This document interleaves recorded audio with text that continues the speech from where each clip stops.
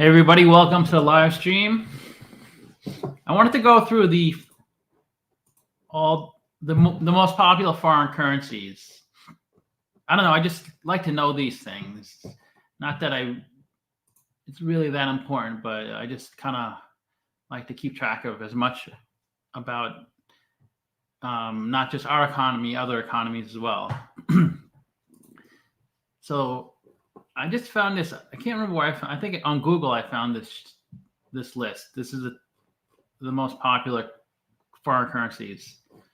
Is US dollar on here? Yeah, it's not. It's everything's converted to US dollars. So one Argentinian peso is $1 is 855 pesos, Argentinian pesos, and the inverse is one Argentinian peso is 0.0012 US dollars. It's kind of confusing. Let's do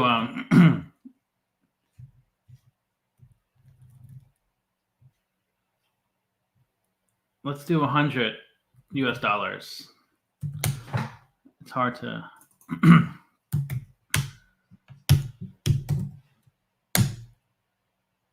well, 100. Okay, 100 of the foreign currency. So 100 Argentinian pesos is 12 US cents. I think that's easier. Let me know if do you live in another country? Maybe you know this stuff better than me. Okay. Let me round it to cent. Okay. So 100 Argentinian pesos is 12 US cents. $1 US is $1.53 Australian dollars.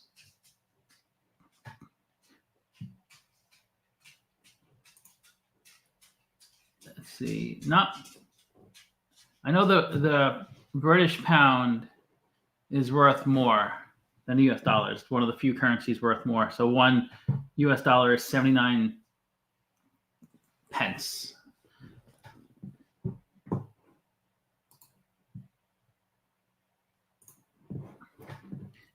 So I just did a video on Pfizer.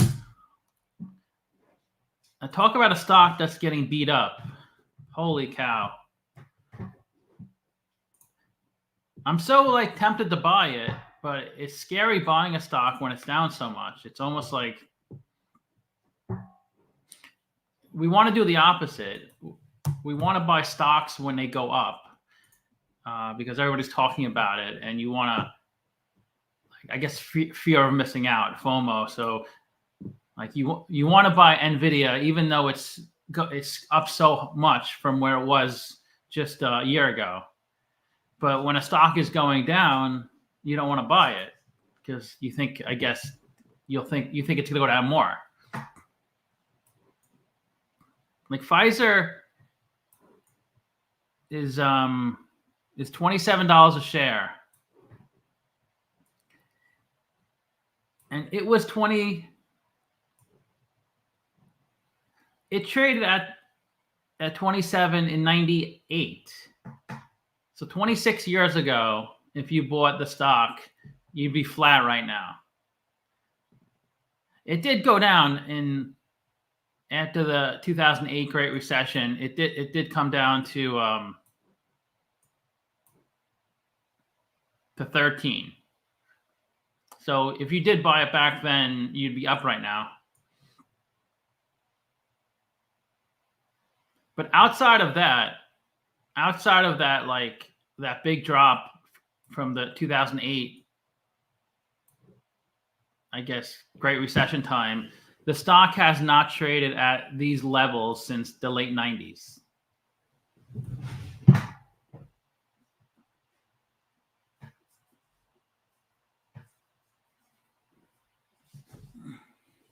Something's on my leg. I don't know what it is. That was weird. So it's like, is this a time to pick up Pfizer? it seems like the right time. Just like when Meta was going down, when it was below 100, it was hard to buy it. Even though I was so bullish Meta, and I had a lot. I bought Meta at like 330, so I was down like 70%. Hey, Godskin. So it's when now that Meta is up to 500, we all feel stupid for not buying it when it was 100 or even 200. But we just don't want to buy. We don't want to do what makes sense. When a stock's going down, you should be more likely to buy the stock. When a stock's going up, you should be less likely to buy the stock, because as it goes up, it's getting. It may not be. I'm not saying it's overvalued, but as it goes up, you should be. It should be less appealing. But we generally don't do that. We buy it when it's. I guess people are just scared to wait.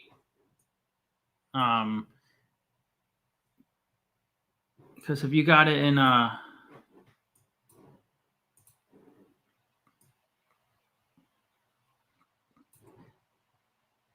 I got it in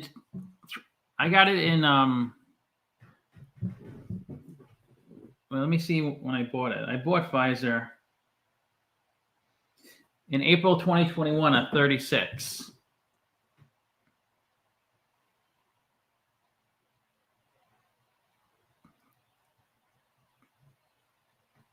So I got it right around here at 36. And then it went up. I was up a lot. I was up like 50, 60%. And then it came down. And then came down even more. So do you buy it now?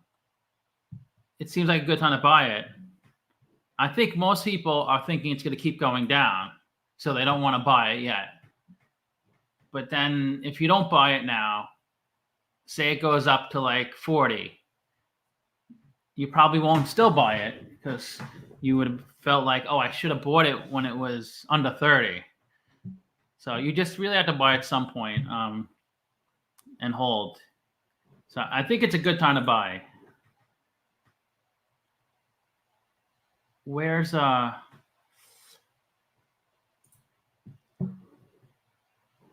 Simply Wall Street. Yeah.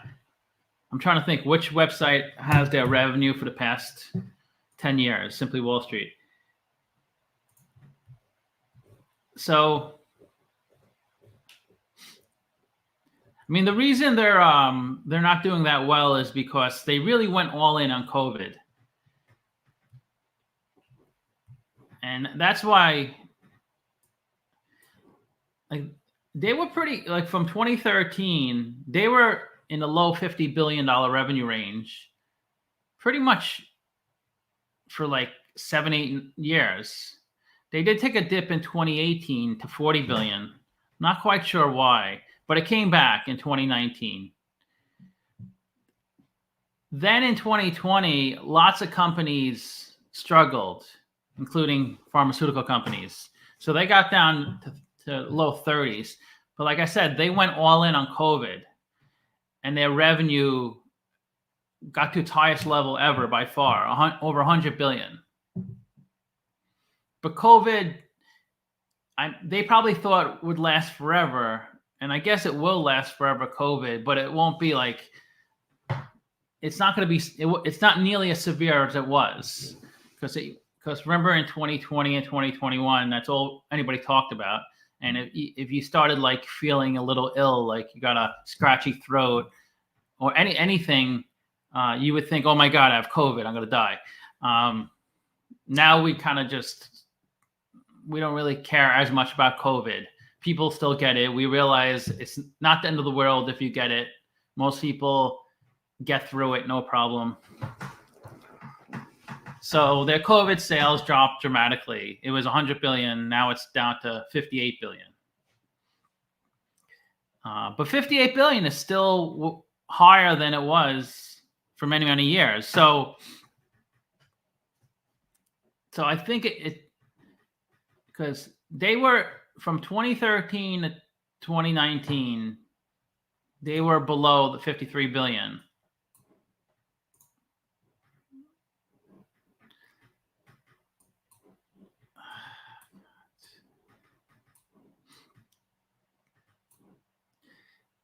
So they were in.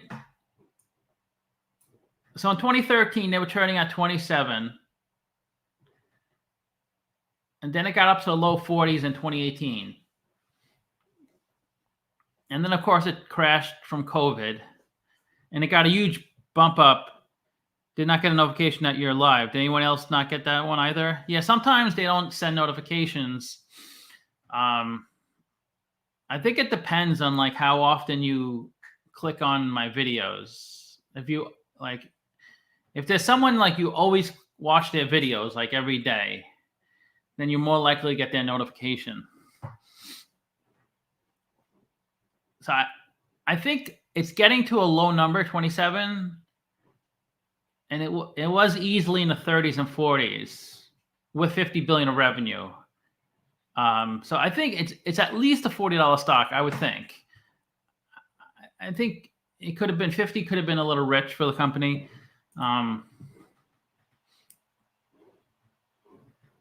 But if you follow them, I'm sure you know they spent a lot of money buying CGen. I think like 50 billion, which is their market cap. No. How much is their market cap? 150 billion. I think it was like 40 something billion, the CGen acquisition.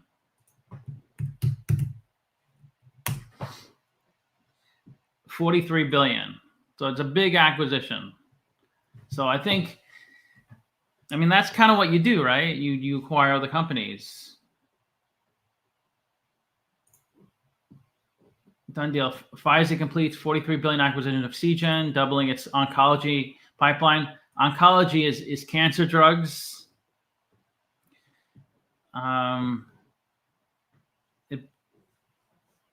This is the largest M&A transaction in biopharma since AbbVie acquired Allergan for 63 billion in 2019.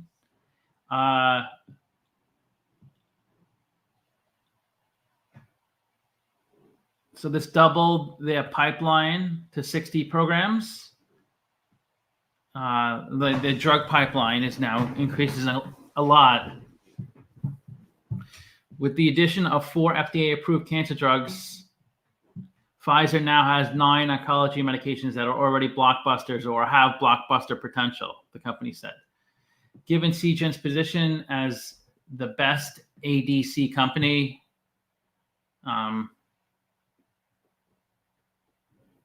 antibody drug conjugate, ADC, we are confident they are the ideal partner of Pfizer.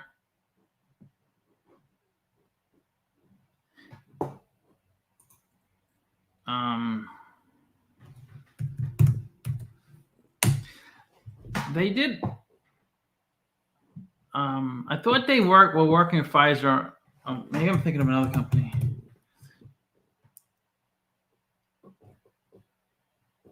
Yeah, I'm thinking of another company, but they do collaborate with Pfizer. Way before this acquisition, CGen.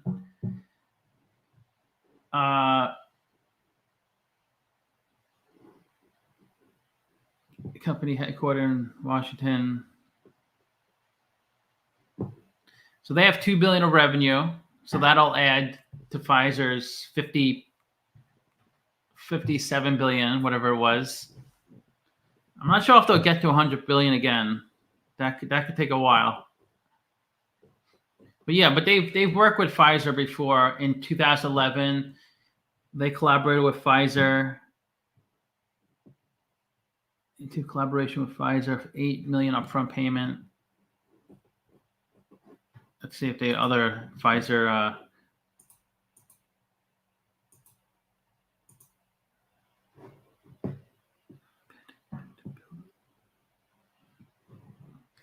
And Pfizer working. Hey, Alex.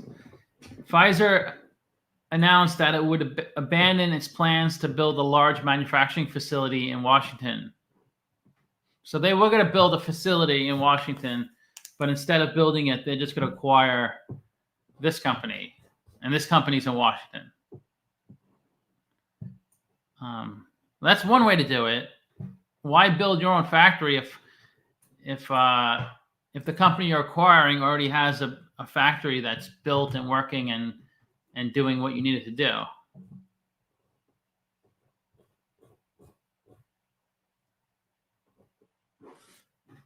What's Seagen's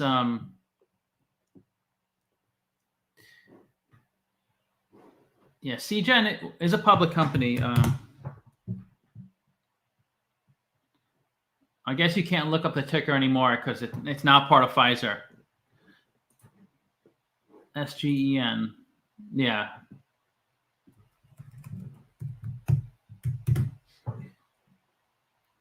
Yeah. So it used to be a publicly traded company, Seagen, but now that it's like all its financials are consolidated into Pfizer's numbers. So it's part of Pfizer.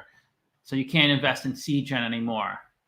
Sometimes when a company acquires another company, that other company operates on its own. Like Energy Transfer is a public company. We all know that. And they own Sunoco, the Sunoco gas stations in the US. So, but you could invest in just Sunoco. Just a gas station. So not when a company acquires another company, it doesn't always consolidate that company into theirs. Sometimes they let it run as an independent entity. Well, I think it depends. Any transfer, Sunoco.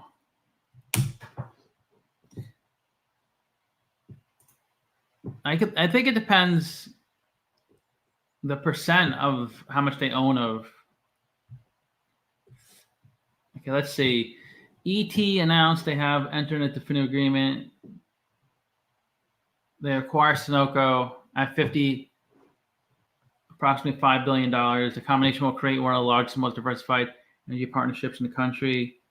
The merger, which consists of 25 cash and up to 50%. Premium to the 20-day closing price.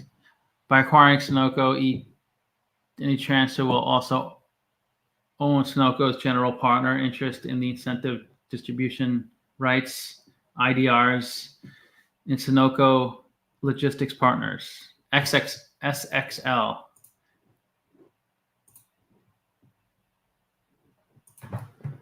So that's another company, XX.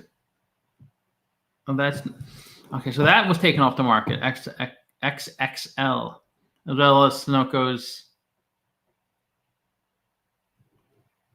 as well 32% interest in Sunoco Logistic Partners. Okay, so they own. So I think that's the difference.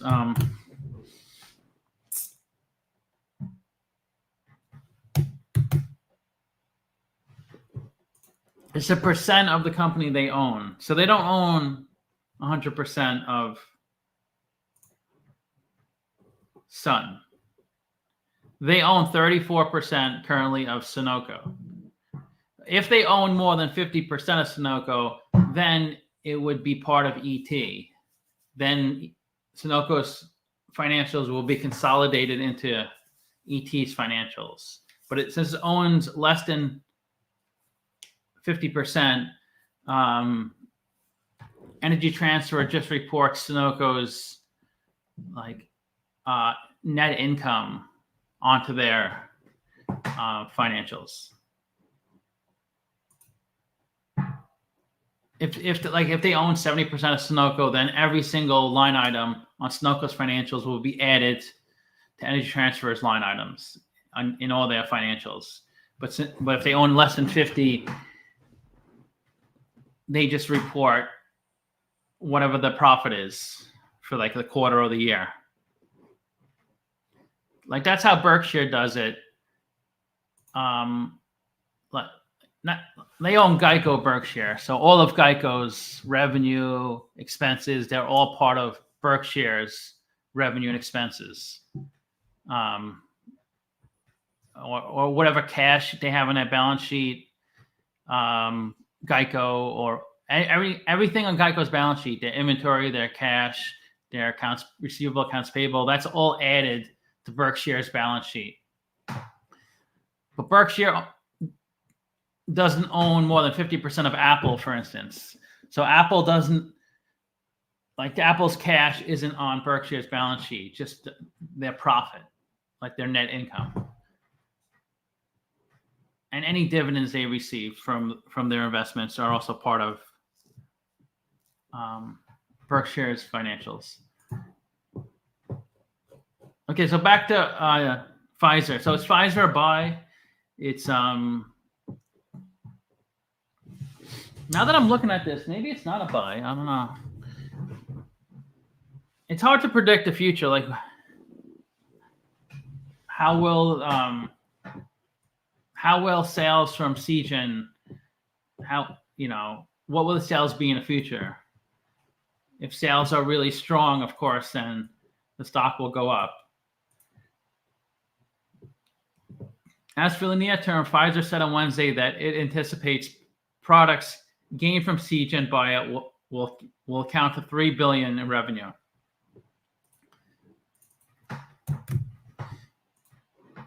So if you look at Pfizer's 2024 revenue projection, it's $60 billion, right? So they say Seagen will be $3 billion of that $60 billion. So $57 billion would be Pfizer's other drugs. By 2030, Pfizer expects that the revenue from Seagen will swell to $10 billion. So in 6 years, it'll go to $10 billion.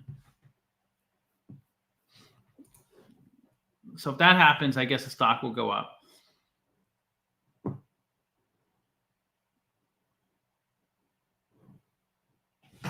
So it did pass through the Federal Trade Commission, so there was no antitrust violations. Pfizer agreed to donate royalties on its U.S. sales of Merck's bladder cancer drug, Bafencio, to the American Association for Cancer Research. Okay, on Tuesday, when Pfizer revealed that the deal was imminent, the company revealed a reorg where it will develop and commercialize its oncology drugs under a separate division. Okay, we are not acquiring the golden eggs. We are acquiring the goose that laid the golden eggs. So it was extremely important for us to make sure that as we integrate Seagen, we would not distract the operations from this exceptional company. Their model, which was end to end, it will fit very nice with us now.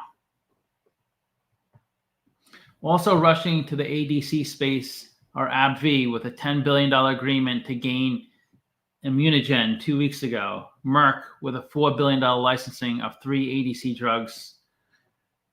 And Bristol Myers Squibb. Okay. So I guess, but this is what people want to see. Like if a company is revenue is going down, the stock price starts to become depressed, a company needs to do something. And it's hard to really develop drugs quickly. You can't just add like a few billion of revenue by coming out with new drugs because it takes so many years. So what you do is you acquire another company. Because their revenue, like it was $100 billion in 2022, then it fell to $58 billion in 2023. So I mean, they have to react. They have to do something.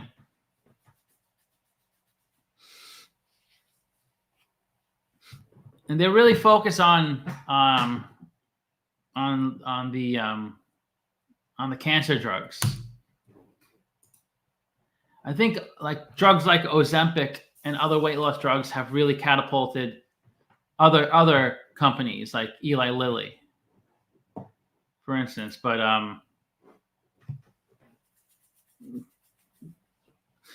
yeah, Pfizer kind of is falling behind, because in primary care they had 73 billion of revenue last year in 2022 and 30 billion in 2023. Like if you look in specialty care, revenue is actually up. It went from 14 to 15 billion. Oncology, which is their cancer drugs, that's kind of flat, down a little bit. But it's really primary care, and it's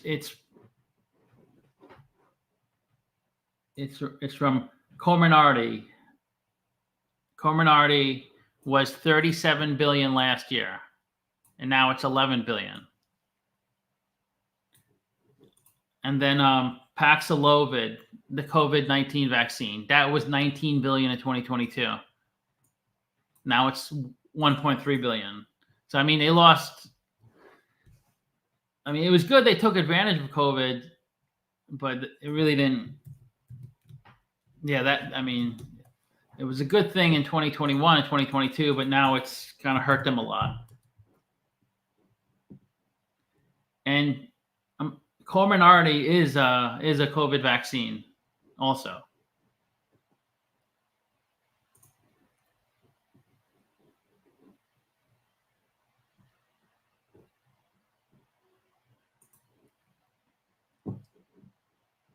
Yeah, so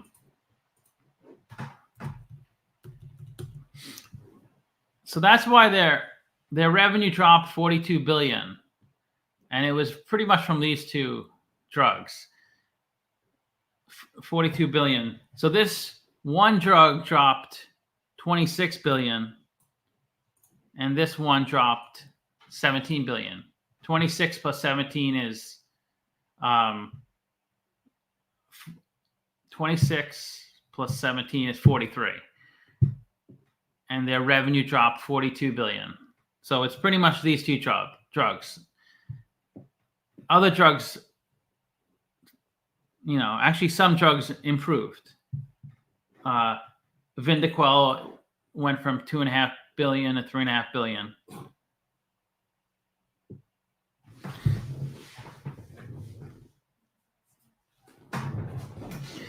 Yeah, so they need another home run. What can it be? What drugs?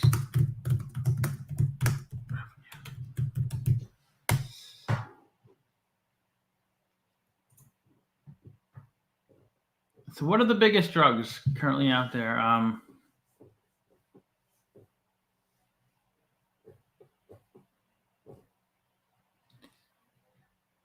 The number one drug is their Comirnaty, but that was in 2021, 37 billion.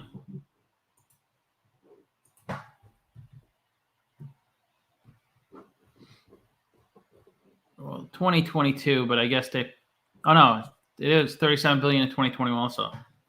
From a revenue perspective, no pharmaceutical product has ever had a better year than Pfizer did in 2021.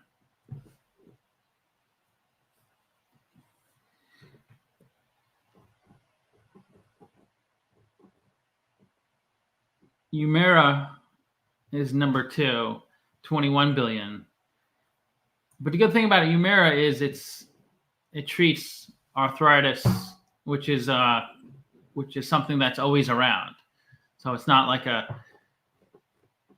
COVID's kind of a one-time thing in a sense, or at least the demand for COVID came down quite a bit from 2021 and 2022. But I'm sure Pfizer. You like Pfizer? Yeah, it's hard. It seems like it's a good buy, right? Spikevax is a Moderna drug. Well, that's also COVID. So that probably came down also a lot. Keytruda, that's a Merck drug.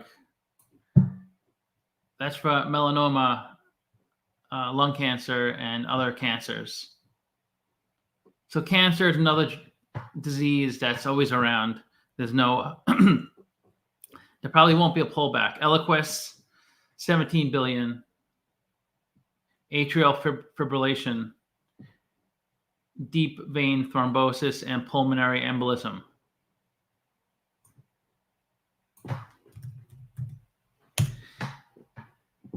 Atrial fibrillation is irregular heartbeat. Revlimid, that's Bristol Myers, 13 billion.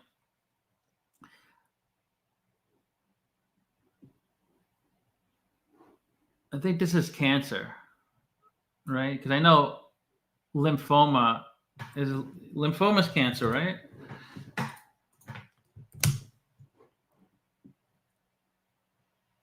Oh,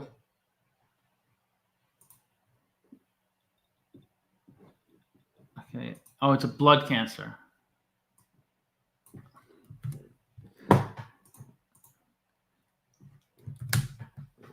Lymphoma is a broad term for cancer that begins in cells of the lymph system. Okay. Also, you have to look at because when I'm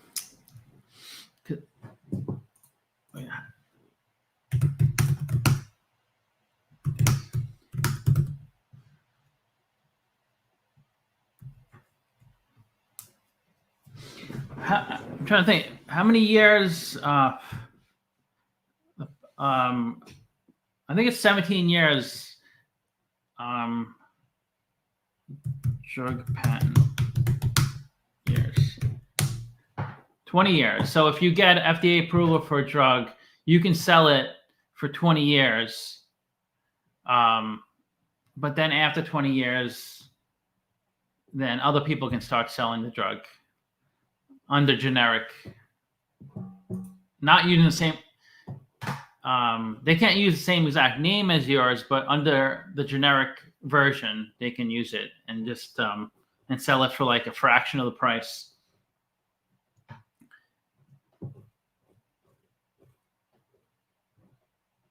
Stelara, plaque psoriasis, psoriatic arthritis, and Crohn's disease. It's a big industry, right?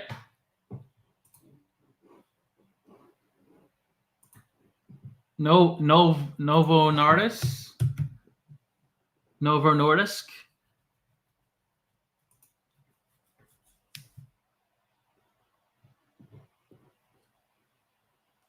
Jeez, that's a big market cap. 576 billion. Novo Nordisk. This must be the biggest biotech company in the world, right?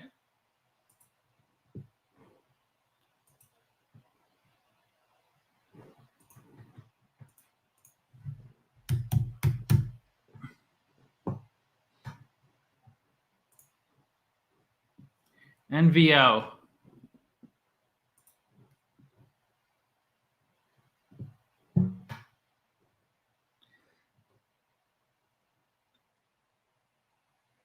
They're in a different industry than Pfizer. Yeah, they're the biggest. Novo Nordisk, 577 billion. It's a big market cap. They're a Danish company. Danish, right?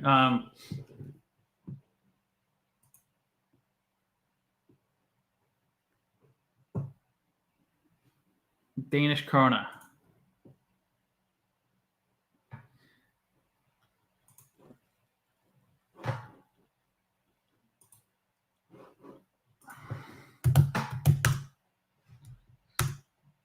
What are their big drugs, Novo Nordisk? The Danish pharmaceutical headquartered with production facilities in 9 countries and affiliates. Manufactured markets pharmaceutical products and services, specifically diabetes care, medications, devices. Main product is semaglutide, used to treat diabetes, under the brand name Ozempic. Okay, so it's Ozempic. Okay, that's why it's right. I should, they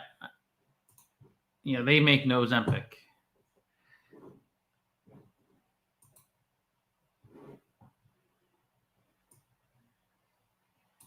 This stock has been killing it.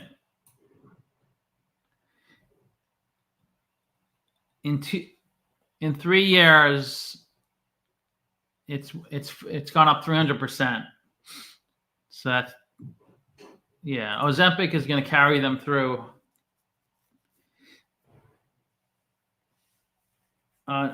It's also involved homeostasis management, growth hormone therapy, and hormone replacement therapy.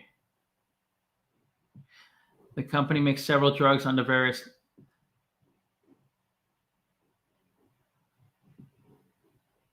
So this is definitely the number one weight loss drug, Ozempic, right? Because there's so much in the news about Ozempic. A lot of famous people taking Ozempic.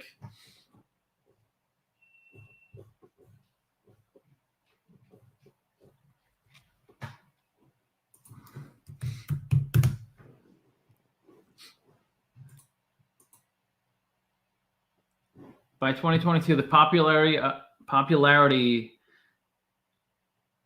of Wegovy and Ozempic for weight loss was so great as to significantly increase growth of the entire economy of Denmark. So the entire economy of Denmark got a boost.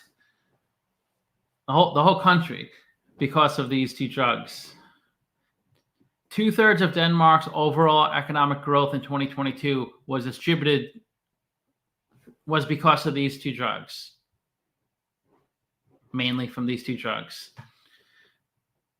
The profits increased 45% year over year in the first half of 2023.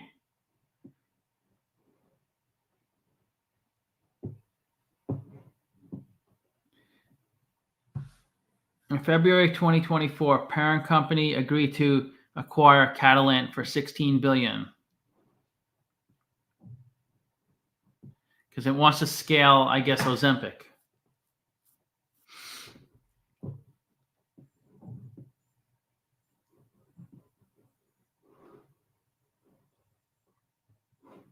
Aren't there other weight loss drugs that are popular besides Ozempic? You would think other pharmaceutical companies would start making other weight loss drugs, right? Eli Lilly is the biggest company in the world, the biggest pharmaceutical company.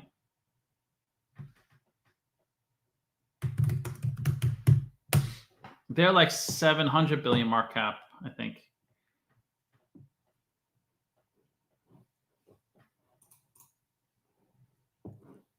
Trulicity, Jardiance. That's almost half their sales, 3 drugs. Adderall. Okay, so they're Adderall.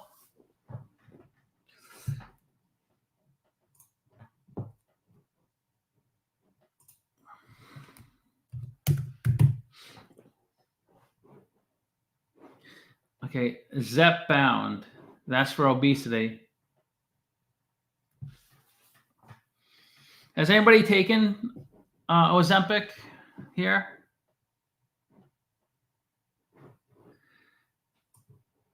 Zepbound.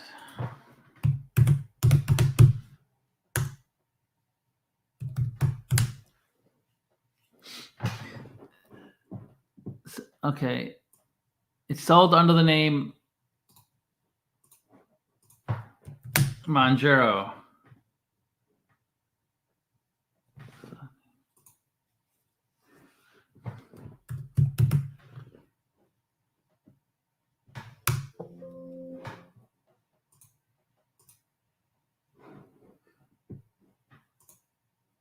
I know many that have taken Ozempic. Okay. Tirzepatide sold under the name Mount. Is that, am I saying that right? Mounjaro. I Google how to pronounce certain words before I make a video, so I don't sound like an idiot.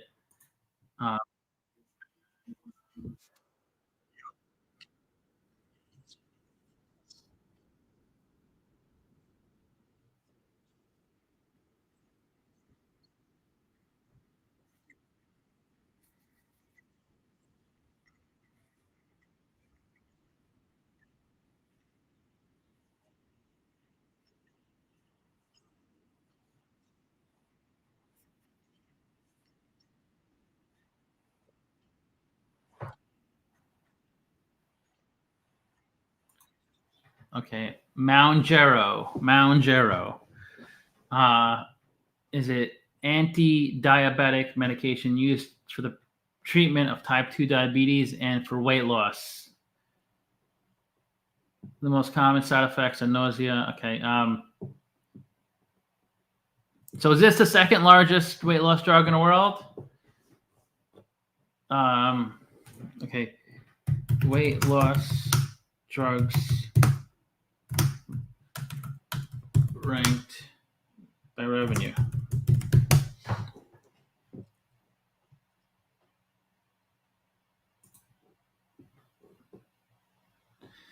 Novo Nordisk and Eli Lilly are both over a century old, but one of their biggest successes ever is just taking hold. The blockbuster obesity drugs Ozempic, Wegovy, and Mounjaro.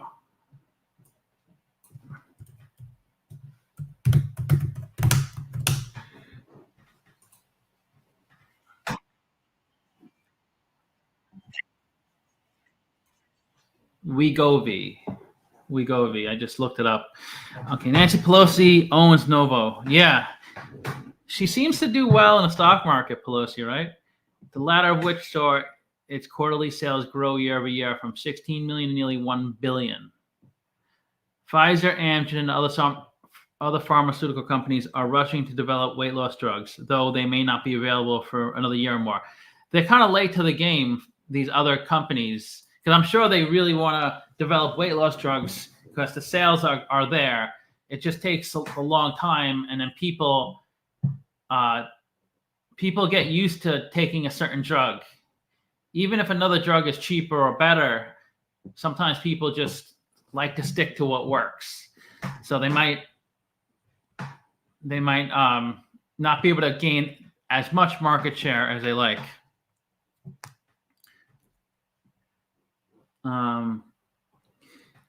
Barclays predicts a $100 billion global market for obesity drugs by 2030, and that's without the latest headlines. So we're all going to be thin and good looking in the future.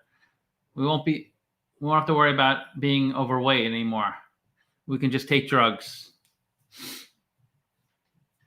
In their most recent earnings, Novo Nordisk and Eli Lilly proved why they are the undisputed heavyweights in the prize fight for control of rapidly growing weight loss medication market. Beyond staggering sales figures for Novo's Ozempic and Wegovy, news of a study showing Wegovy can reduce the risk of heart disease and the anticipated approval.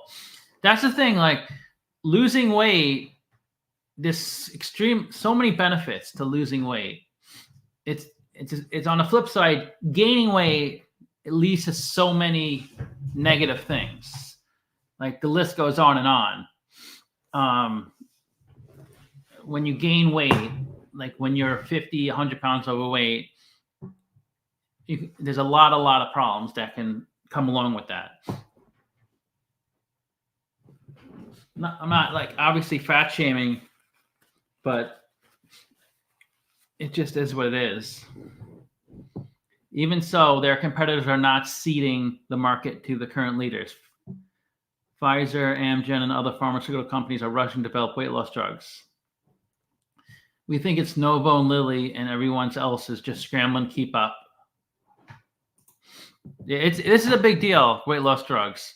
People have been trying to lose weight forever, and most people don't have success. unless they do surgery, it's hard to lose a lot of weight. And even surgery, in the long run, doesn't work because people end up getting surgery, and then they initially lose like 100 pounds, but then they undo the surgery and they eat again, and then the stomach, which was made smaller from surgery, ends up expanding again, so they can fit more food in their stomach and they gain all the weight back. Do you guys watch that show? I always watch that show. My 600-pound life. I've watched it probably from the first season. It's such a good show. And the doctor, Dr. Now, his real name is Nazardin, but they say Dr. Now. He's really good. He's very to the point. Like, he doesn't he doesn't try to make you feel good about gaining weight. He's like, you're killing yourself by overeating. What will it take for you to stop eating? Like, he doesn't beat around the bush. I think you should. I think there's so much upside with these stocks. Sales will be through the roof. So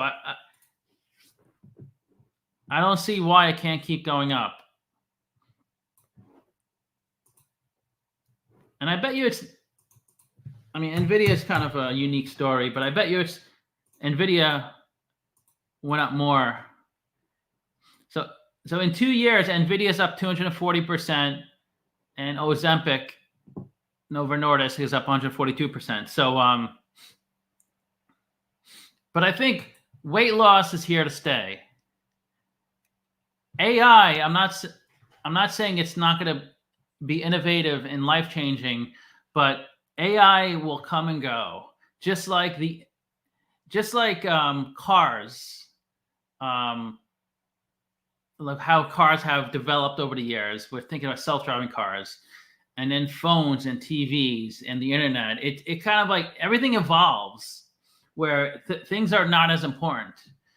Like, could you imagine how people felt about computers when in the 90s, when people started getting them in their own home? How, oh my God, everybody has a computer. This is it. It's here to stay. It's the best thing in the world. It's life-changing. But now people are moving away from computers. There's smartphones. There's other, things evolve, but weight loss will not change. That will always be an issue. It was an issue 10,000 years ago, I'm sure, and it will be an issue in 10,000 years. That's something that won't change. But the drugs will help fix it.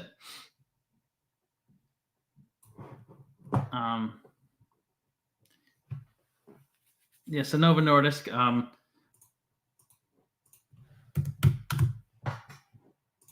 How is Novo Nordisk compared to Lilly? So they're up about the same. Lilly is up 167% in 2 years. Damn, I wish I bought Lilly instead of Pfizer. Lilly's up 500% in 5 years. Novo is up 400%. I guess Lilly is an American company, so maybe that's why it has more upside.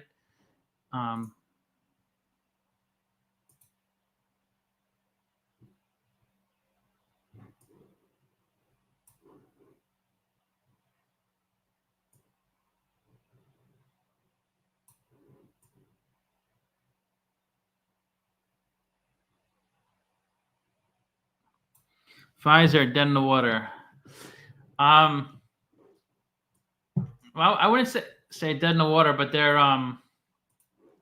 it's going to take a few years for them to catch up. But the thing is, Pfizer is not.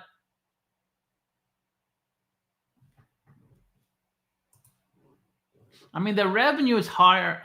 Excluding the COVID years, which was obviously an extreme situation when their revenue broke through 100 billion. I mean, the revenue is higher than prior years. It's 58 billion, and before 2021, it never hit that level before. It was in the low 50s. So it is higher.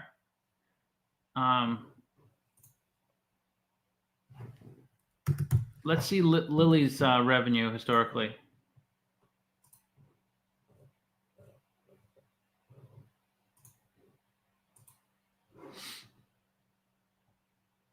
I mean, Lilly's revenue is much lower than Pfizer's.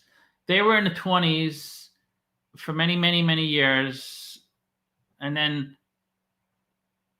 they recently broke into the 30s. So they're still a lot lower than Pfizer.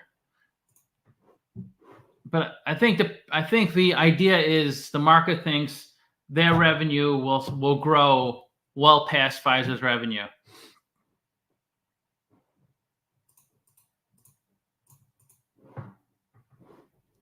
Corona.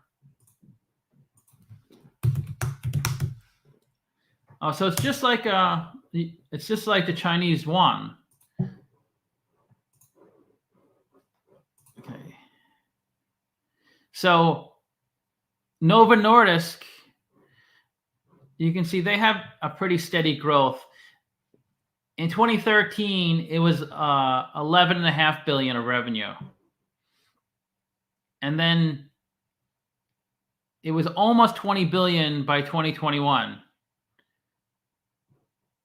And it's gone up about 70%.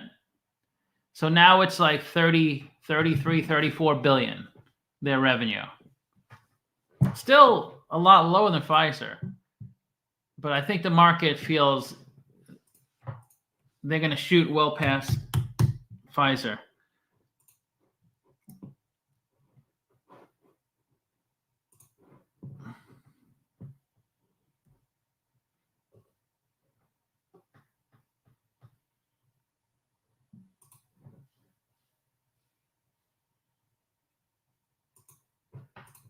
Yeah, I'll show you everybody's revenue and price multiples in one chart, because I think it.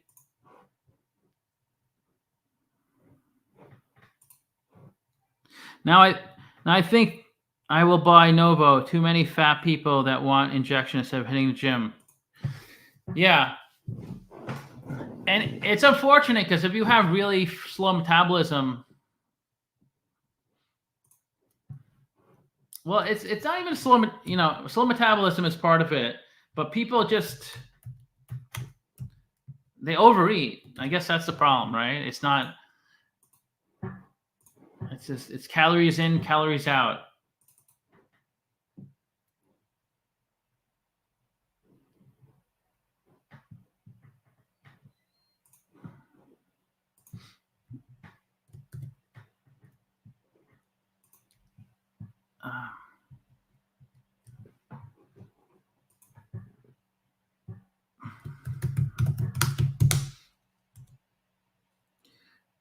DX.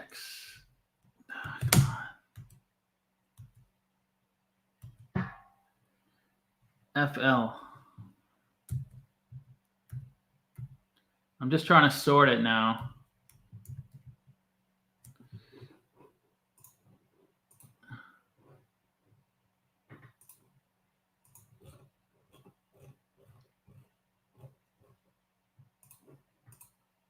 I combined all biotechnology companies and what's it called? And drug manufacturers, so I can see everybody in one sheet.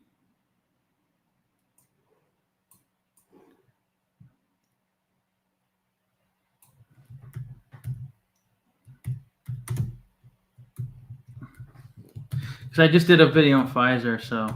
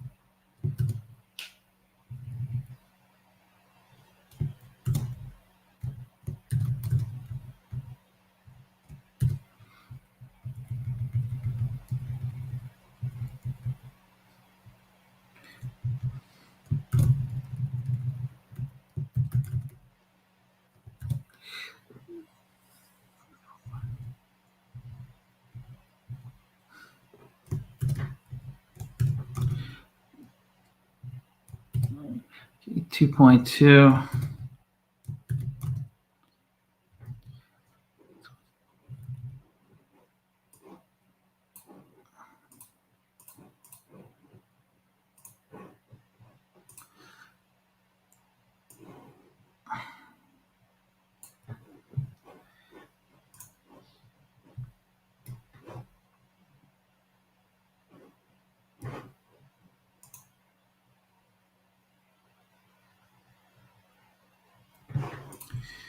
This takes a long time.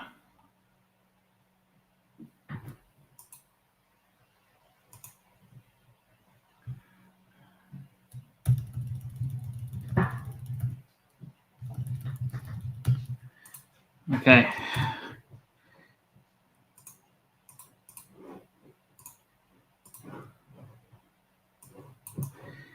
Here we go. Okay. So I combined biotechnology companies. There's like 1,000 biotechnology companies and all drug manufacturers general. And these are the top 20. Well, it really drops off all the way down to 20 billion. Is that right? Yeah, I guess that's right. So Lilly is the biggest, still the biggest by a pretty good amount. Well, I'll be right back.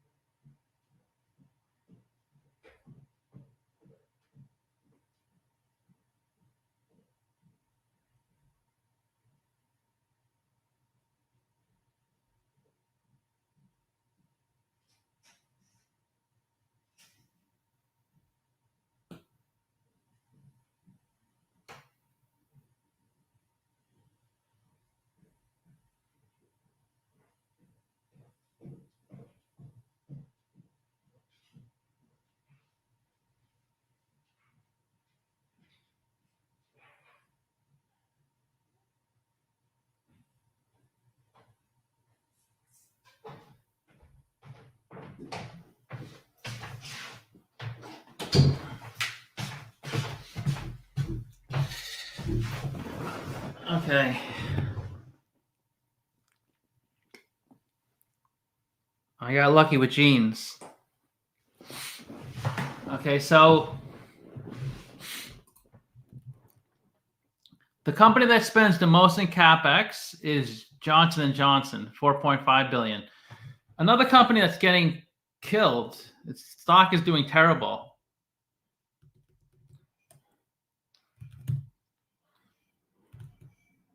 Let me just, I like to close all these. I hate when a lot of things are open. It's stressing me out. Lilly, Novo Nordisk.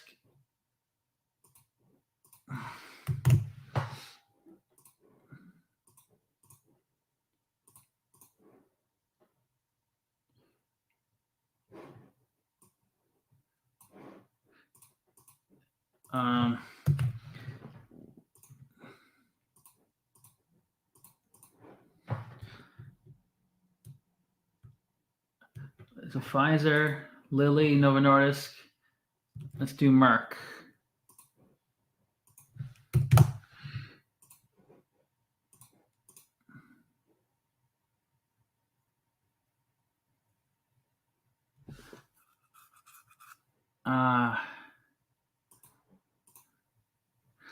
Okay, so in 2 years, Lilly is up 167%.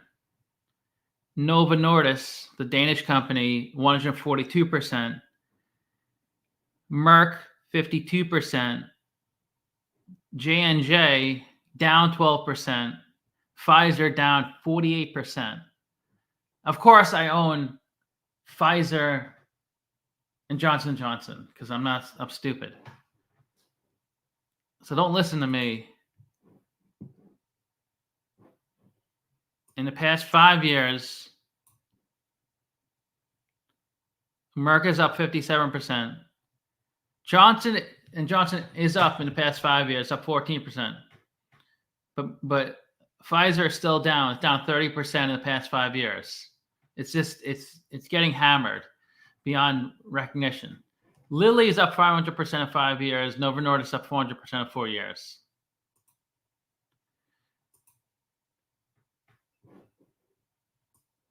Year to date, Pfizer is the only stock that's down. It's down 31%. Everything else is up. Lilly's up the most by far. Okay, so let's go. So these companies do a lot of manufacturing because they manufacture the drugs. Pretty much all of them, except I guess some in therapeutics. I'm not really sure what that is. Does anybody know what Summit Therapeutic is?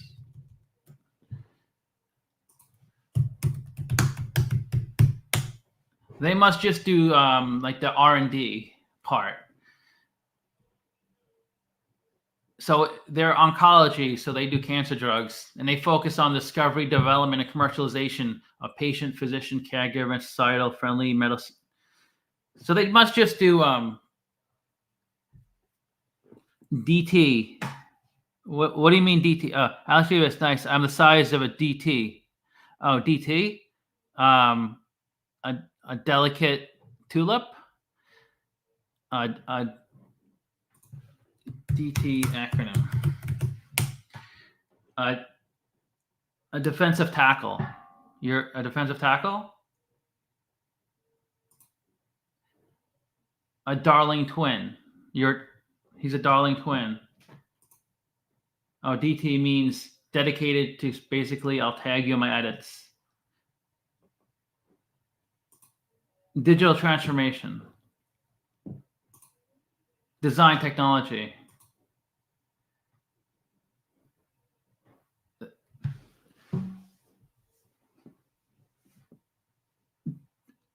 Down to DTF. Down to. Okay, well, let's go back to this. So J&J spends the most in CapEx. That's the cost to buy, machinery and equipment and a warehouse, physical real estate, things like that. Pfizer is number 2 in CapEx. So the two companies I own are spending so much in CapEx, and the stock's going down dramatically. Merck spends a lot too, 3.9 billion. Novo Nordisk, 3.8 billion. Because the more drugs you make, the more your CapEx will go up, right? So CapEx, you could say, is like a trailing indicator. If you see a company with a really high CapEx, but their revenue isn't that high, or at least not as high relative to the CapEx, this could be an indicator that they're going to be making a lot of products soon. So maybe it's a good investment, because companies have to invest in CapEx before they even make one product, because you have to, build your warehouse, factories, things like that. You have to get it all prepped for distribution and manufacturing. Okay, so debt to equity ratio. Eli Lilly is pretty leveraged, 2.3. That means for every dollar of equity, they have $2.30 of debt. Why are they so leveraged?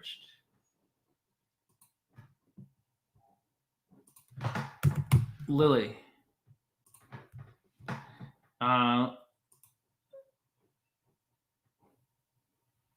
Financial health. 25 billion of debt, 10 billion of equity. So starting in 2019, they started their debt became higher than their equity. And when a company has a lot of debt, when a company adds a lot of debt, it's almost always to acquire another company.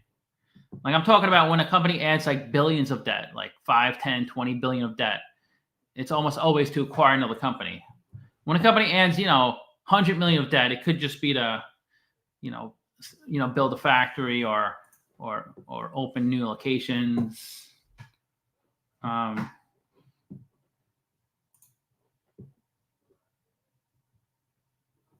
So let's see, Lilly's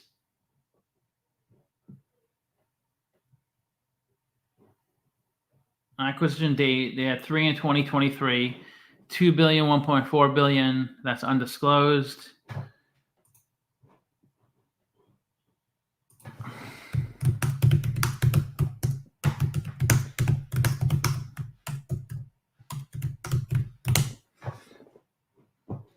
Lilly has a lot of debt, but it's to help expand its manufacturing capacity. It doesn't appear to have much cash, but that's because of investments in R&D. A closer look shows the company's putting its money where it will help most.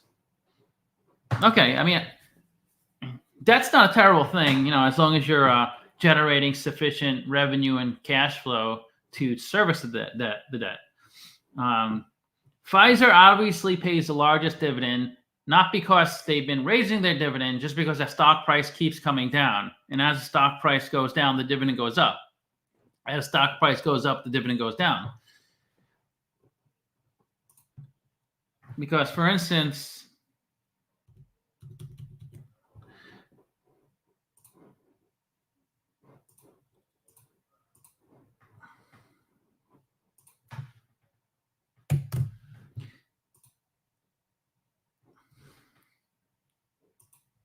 I'll show you how it works.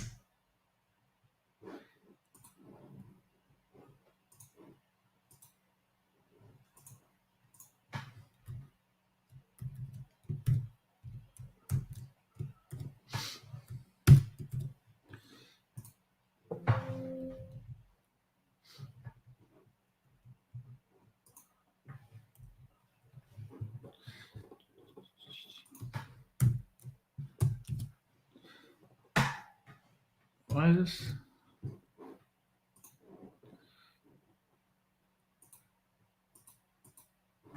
Why is this not? Oh.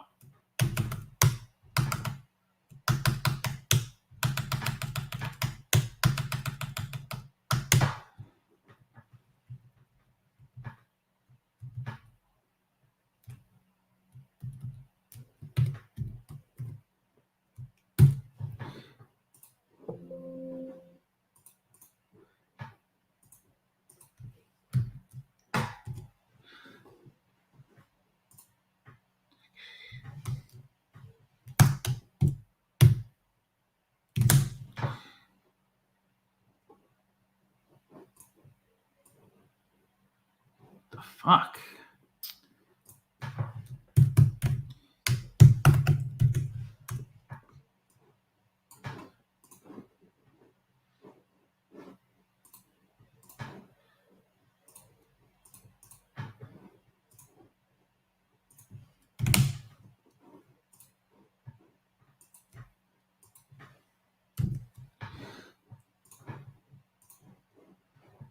It takes a long time.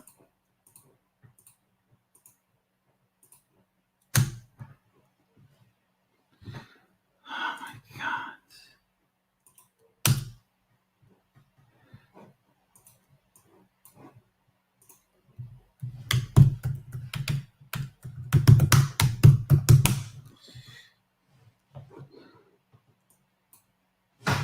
Okay. Sheesh. Okay, equals. I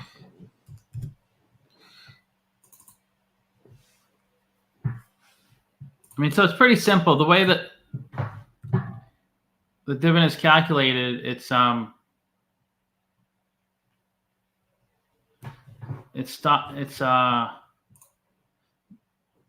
dividend over stock price.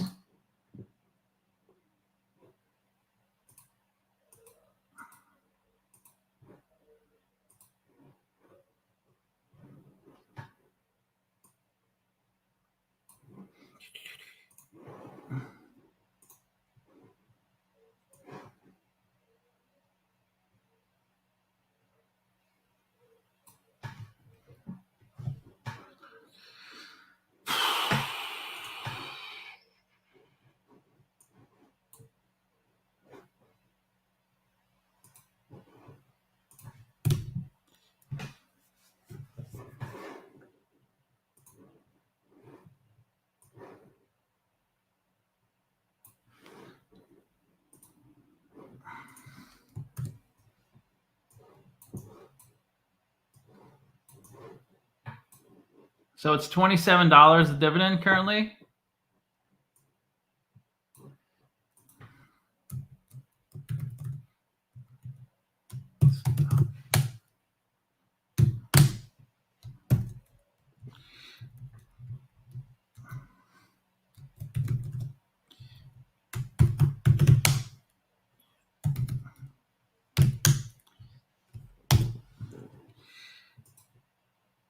Okay.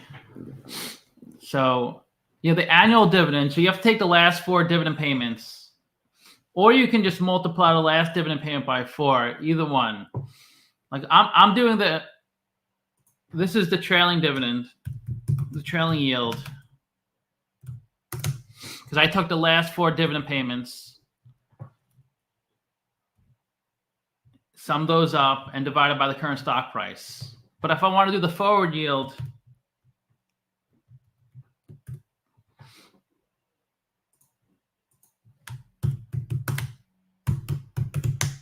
I would just take the last dividend payment, multiply by 4, and divide by the current stock price. It's pretty much the same thing. But it would be different if, say, for instance, they raised that dividend a lot to 50 cents. Now the trailing will be 6.4%, but the forward will be 7.4%. Because the trailing is just taking the last 4. The forward is multiplying the most recent one by 4. So it's a bit different. If the company's adding on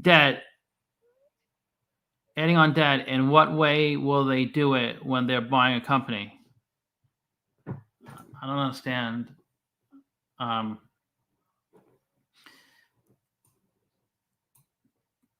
So you can see the stock price.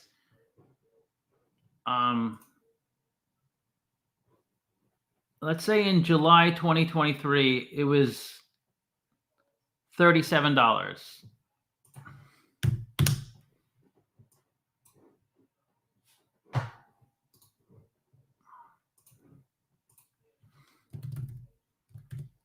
So the yield was much lower because they're paying the same annual dividend, $1.63, and $1.65, $1.63. It's pretty much the same thing, right? But their stock price was a lot higher in July. And if we look at in July 2022, it was $52.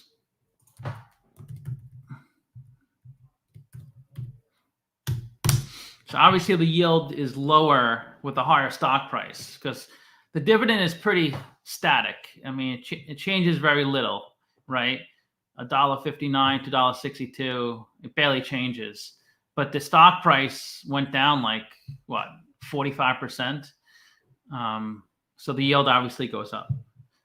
I don't understand what you say. If the company's adding on debt, what way will they do it when they're buying a company? I mean, they're just, debt is long-term debt.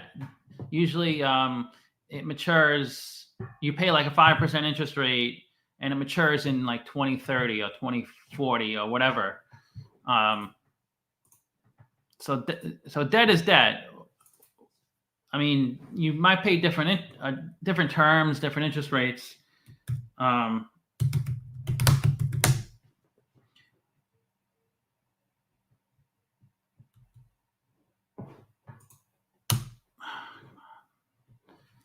So if you look at their so Pfizer has 61.5 billion of long-term debt. So that's what I mean when I say debt, long-term and short-term debt. And then some of the debt matures in 2025. The interest they pay is 3.9%. There's 3.8 billion outstanding. So they may have added this debt 6-7 years ago, or maybe 10 years ago. I don't know. They have debt that matures in 2030 at 12 billion principal. 2050 debt, 11 billion. You can see the different interest rates, 5%. I guess they added that debt. Some of the debt they added in 2023 at 5% interest. Some of the debt they added in 2022 at 2.7% interest.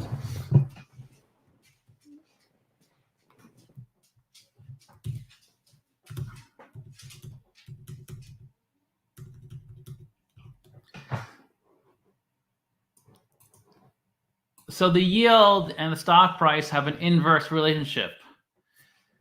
As the stock goes up, you see it's going up. If you go 27, 37, 52, the yield goes down. And then if the stock goes down 57, 37, 27, the yield goes up. So that's really the only reason Pfizer is pays such a big dividend, because the stock price is going down so much.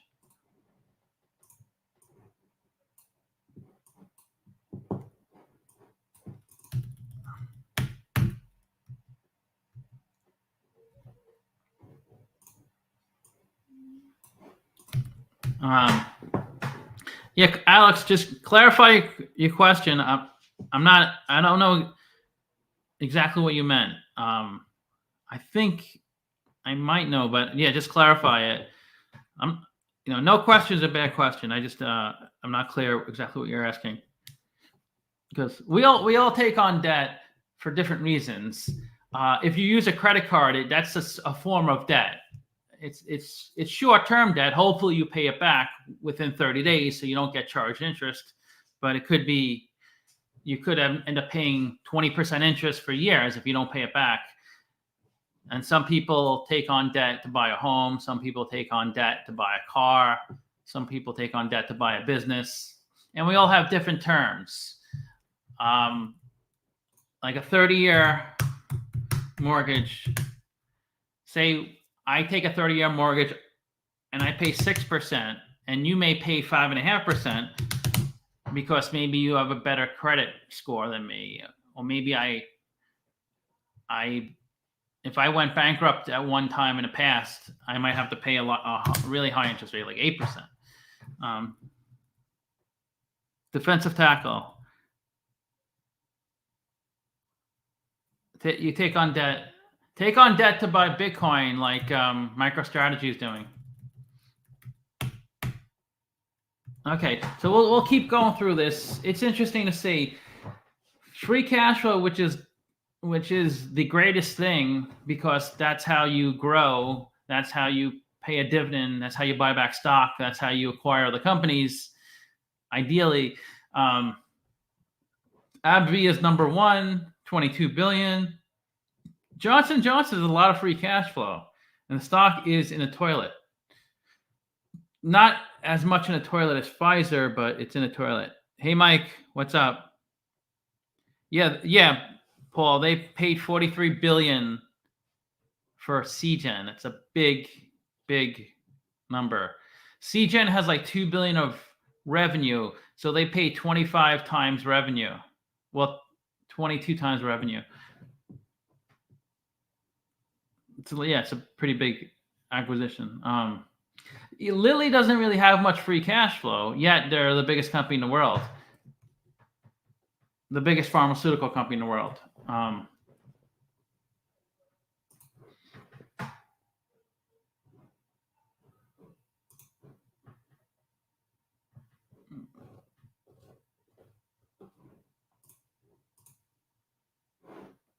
Here's Lilly's free cash flow since 2018. They were $3 billion in 2017. Its highest ever was 2022 at $5.8 billion. Now they have negative free cash flow. I think they're investing a lot into the business to grow it. Pfizer is real big on cancer drugs. Exactly. So, and the thing is, with cancer, it's not going away. It's always going to be around.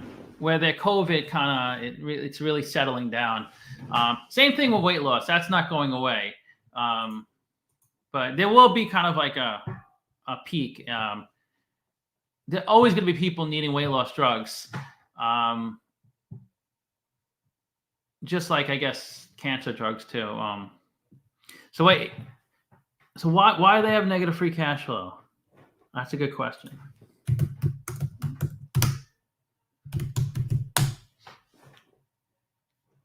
That's something you want to kind of understand. I'm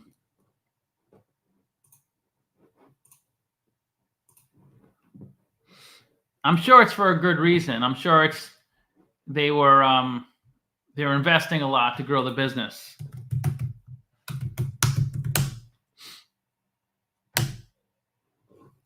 Let's see.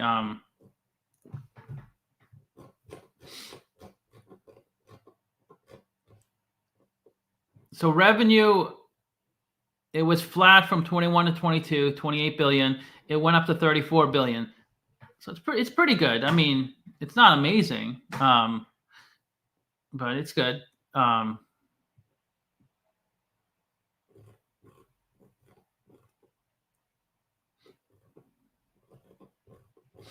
why do they have negative free cash flow? Free cash flow is operating cash flow. So the operating cash flow is low. It's 4.2 billion. It was 7.5 billion prior years. And that's not because of net income. Net income was fairly similar. It looks like, okay, they had a loss. Well, they had a gain on the sale of, I guess, one of their subsidiaries. So that gain it looks like income on the income statement. It improves your net income, but you minus it out here. They also had a really big negative in receivables. So they're extending a lot of credit. They're selling on credit. So that will result in greater free cash flow in future years. And other assets, they had a big negative in other assets. Also inventory. So it looks like they're trying to scale and grow. Lots of PP&E investment, $3.5 billion, which is almost double prior year. So it looks like they're building factories, getting ready to sell a lot of weight loss drugs. So when you see significant purchase of PP&E, investors start to buy the stock, because a company doesn't invest in PP&E to the tune of $3.5 billion unless they have a lot of sales in the pipeline that they need to fulfill.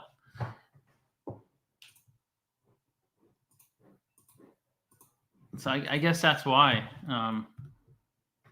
They may talk about it on other reports.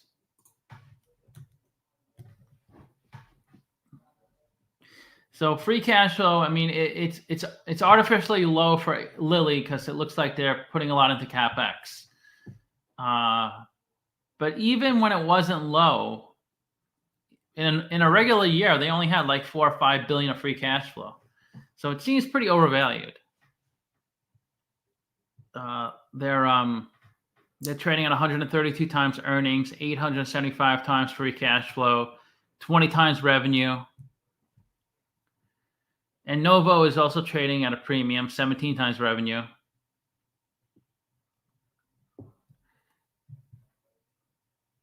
It's just people are just driving the price up because of these weight loss drugs. And the only way these prices will hold is if sales of the weight loss drugs hit the levels people think. Now, if they don't, if they fall short, the stock will come down. But it could take, a year or two for it to come down if it does. So if you buy it, you might want to, take some off the top, trim back a little. Just like with Tesla never really grew into the numbers people expected. So a lot was trimmed off. But like, Meta and Amazon, they grew into those numbers and beat the numbers. So those stocks never really kind of fell back. But you think it's weird Johnson & Johnson is not doing that well. I guess it's their revenue is flat. I guess that's why they're not growing anymore. You just didn't know if they'll be maybe dilute. Yeah, I mean that's the only way to really raise capital is to dilute shareholders or take on debt. If you need a lot of cash, for something, it's hard to do it from cash flow. Because a lot of times your cash flow is tied up because you have to pay a dividend or you have to pay your expenses. So unless you're like a cash cow, like a Philip Morris, where you have more cash than you need, you might have to. Yeah, I guess that's the big issue. Their revenue is flat. It's a lot of revenue though, $85 billion.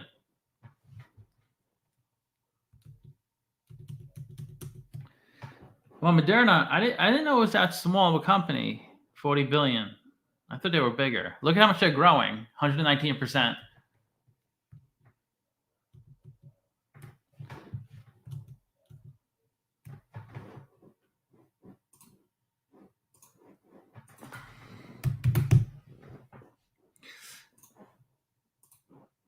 Moderna.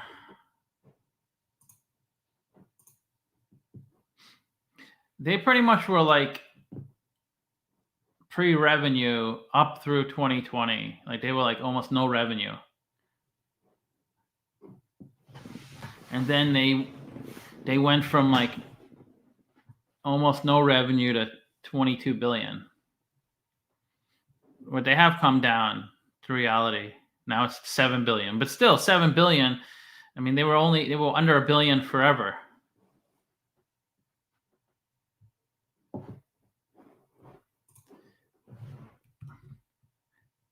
Because when COVID happened, I thought pharmaceutical drugs were a good investment. I thought these are the type of company I should be investing in. I picked the two worst ones, I guess, Pfizer and Johnson & Johnson.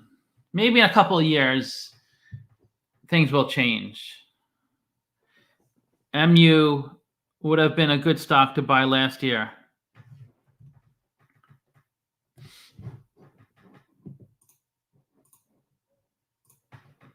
Yeah, MU, Micron. Is it how? I'm sure it's up a little bit because semiconductors. Well, 110. Damn.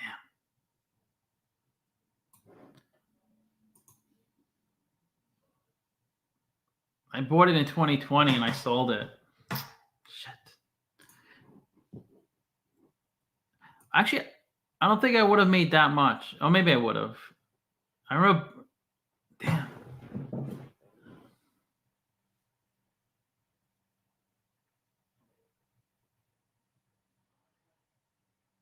I don't know what. I think I bought it in 2020 and I sold it. Damn. I feel stupid.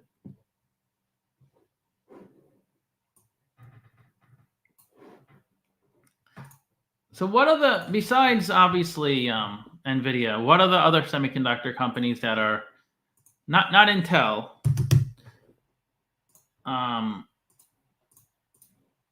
What are like AMD is a big one, but any I know Marvell.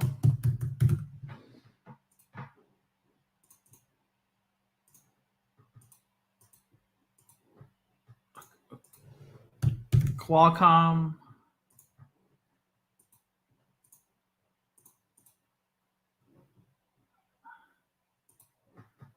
I don't want to look at NVIDIA because it's going to be hard to read the other numbers because NVIDIA will be off the charts.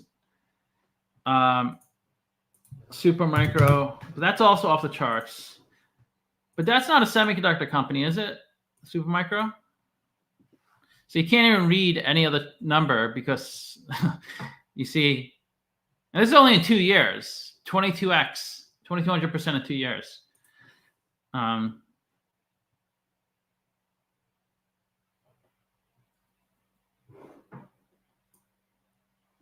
think I will be in Novo at 120 and exit at 150 for spare change.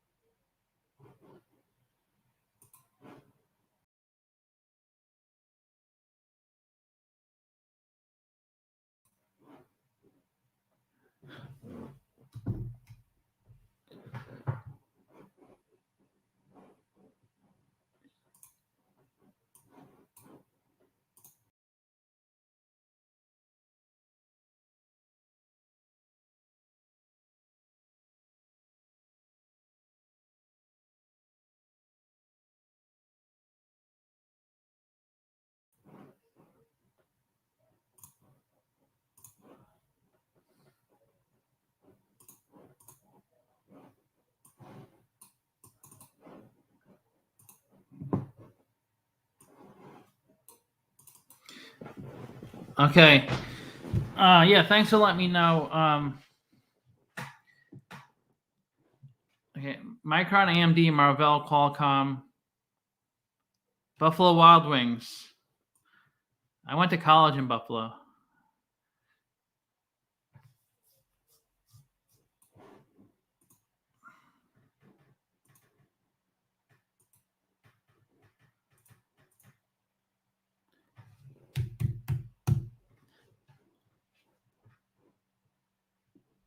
This is not like a meetup. We're not. What are you talking about, Blade? Age, sex, location? This is not like kids talking. This is real life investing. Don't ask for people's age, sex, and location. Sheesh. You're like a little kid. Remember we used to do that on chat rooms? ASL ?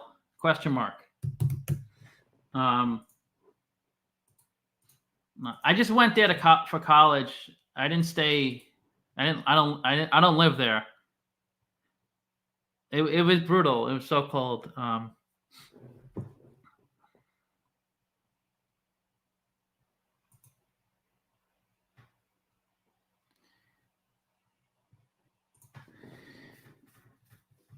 In 2 years, Marvell is down. I thought Marvell was a good. Well, Marvell is up 238% in 5 years, but it's down in 2 years. Qualcomm is up only 8%.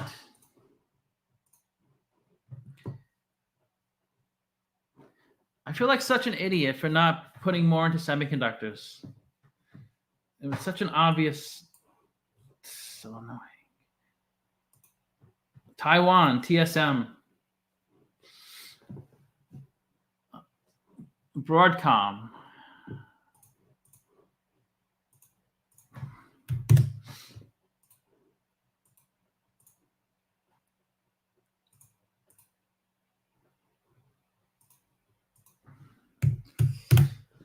Broadcom.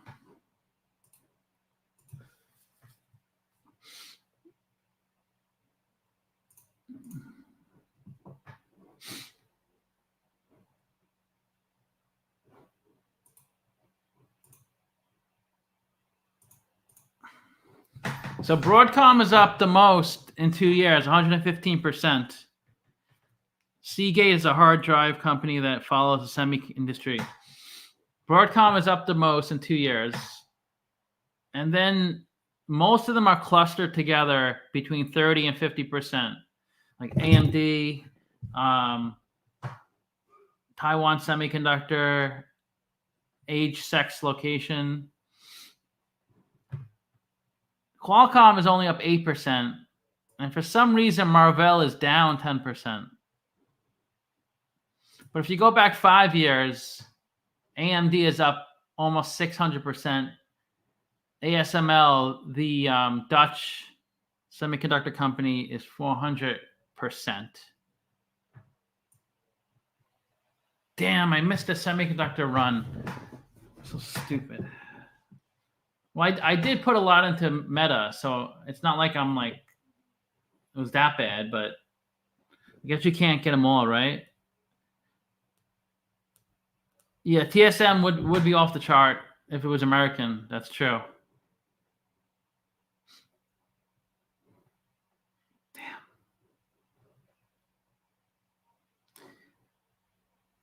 Yeah, I think in 2020 I had MU. I would have been up 200%.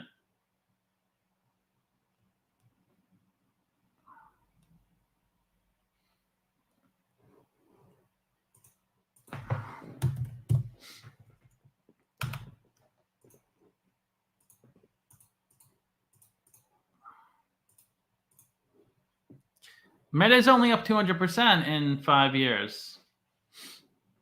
So I guess it's not terrible. But Meta's probably up. Meta's up 128% in 2 years. So it beats all these semiconductor companies. I put in 20. So Meta I bought twice. Well, I bought it a few times, but the Meta I'm currently holding, I bought it in 2017 at 152, and in January 2022 at 339. I did buy April 2022, but only 9 shares at 224.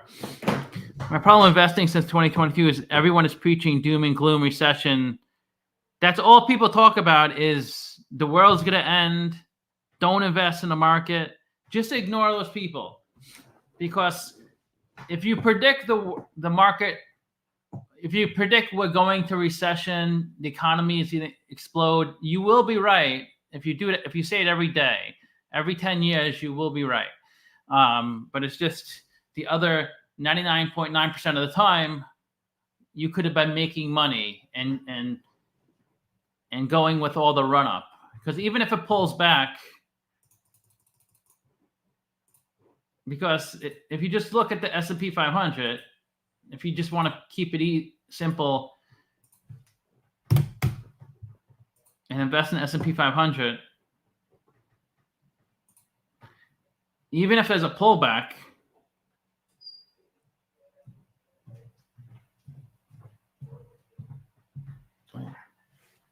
okay, thanks.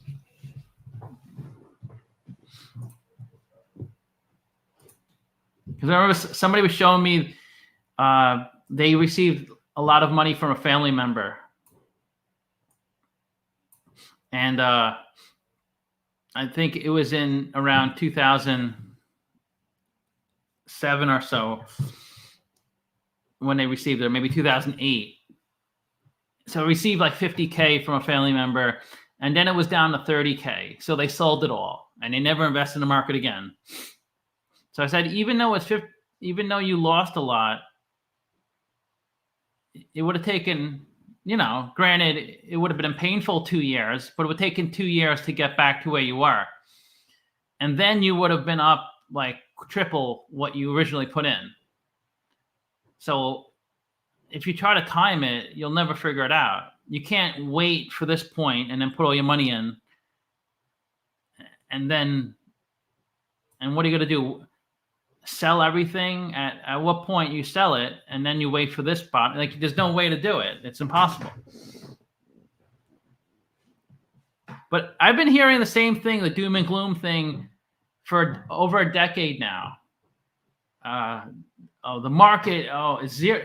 The interest rates are just too low. There's no way it's sustainable. We've been at a 1% interest. But the run up is just, it's massive, right? I mean, look how much the market ran up. Even in 4 years, I mean, the market doubled. Well, it was 228, now it's 520. It almost doubled in 4 years. But I mean, even if you go,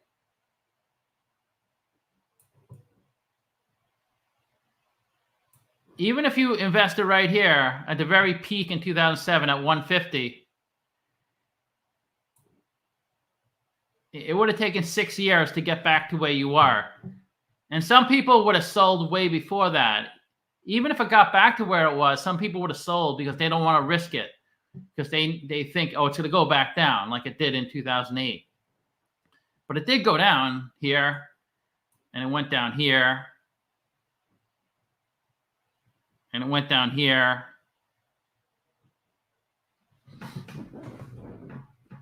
If it's doubled in 4 years, isn't that a warning sign? Well, yeah, it's a warning sign when it went from 82 to 180. That's a warning sign too, right? But, and then it went from, it's always going to go up. I mean, at what point do you think,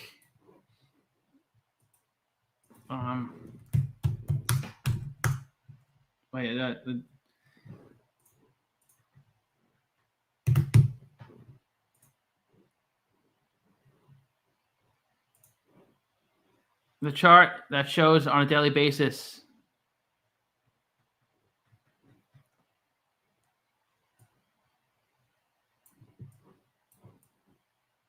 Okay.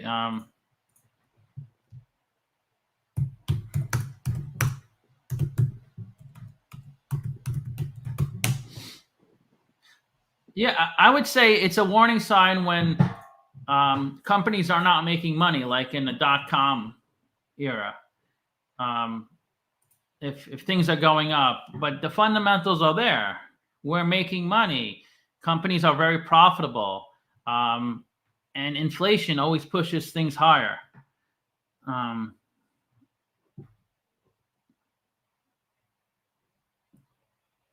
Is this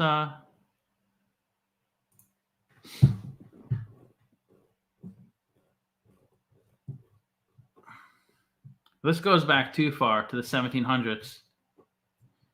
I mean, so which of the, like, there's always going to be huge drops and then doubling and tripling, doubling, I mean, at what point, what are you going to do? Just wait?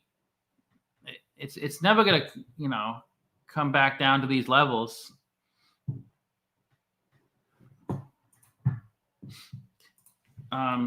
Well, if you're concerned about overvalue,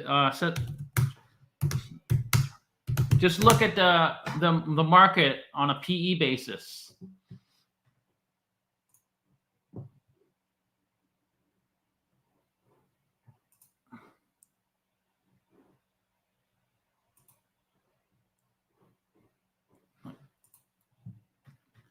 So this is going back, obviously. So this is the historical PE for the,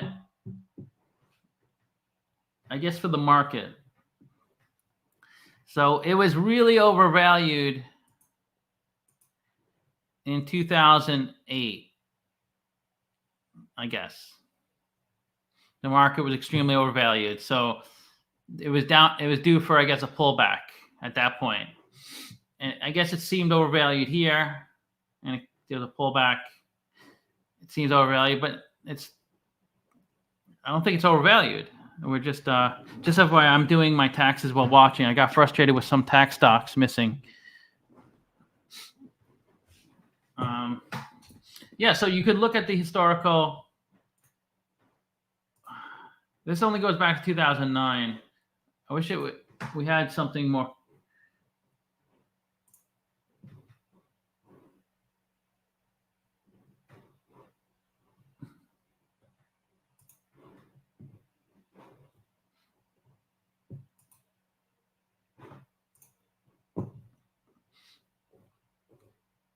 So the PE, right?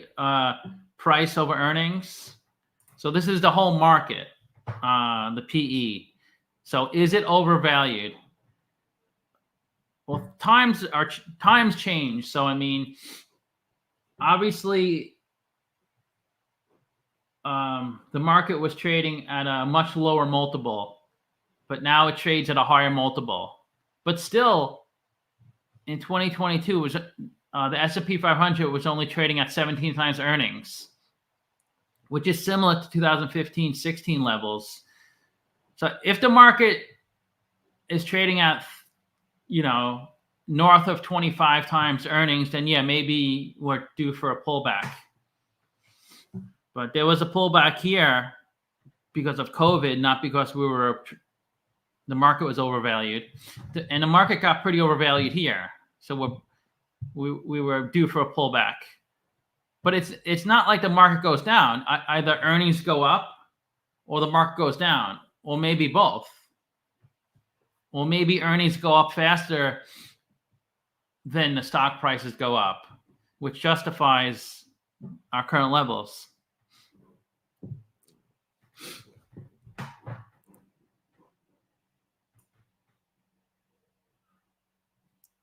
But we're just kind of a more efficient economy than we used to be.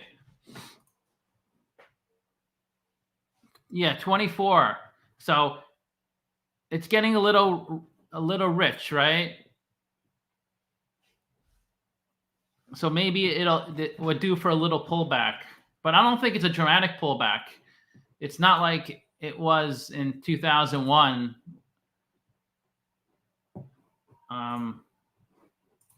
When the market was extremely overvalued.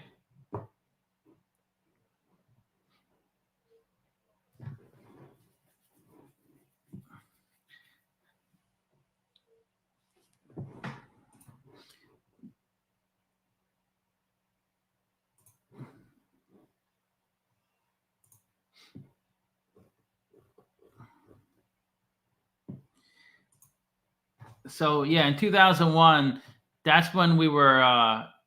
It was probably the most overvalued market ever.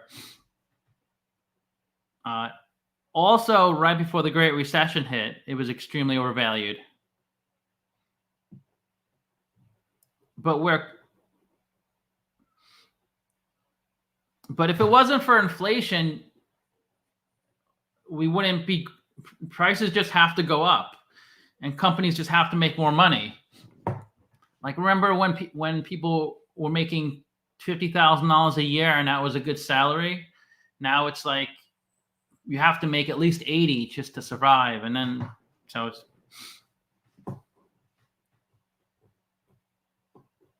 But yeah, that's an interesting observation.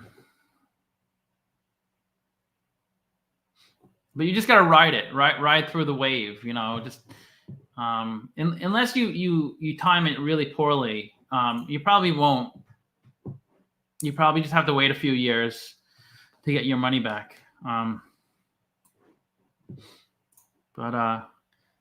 Okay, yeah, so it's almost 2 hours. So I guess that's. Yesterday was over 3 hours, almost 3 hours, right? The stream.